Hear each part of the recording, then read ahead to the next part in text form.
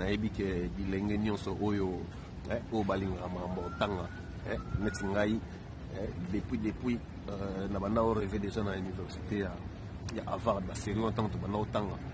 na si maître Sting ozo ba lisusu dali garder ce problème malambo na si o comprendre que na ba tanga na tant que banda o samu ba pratique on rêvé il faut tanga na université Harvard. Alors ngolo epesama lelo nga avandaka na état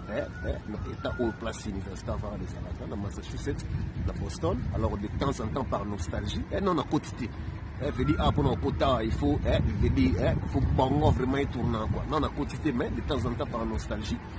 na yaka awa ezali na ba espace ya malamu espace ya malamu za wana tu espace de lecture ko vanda ba ban ezali ne vous avez mona na yaka awa mo be calme na mo pepene za oleka na yaka wa mo pour na sala ba lecture. Alors toujours na cadre ya ko kabola la charte lelo na linga ki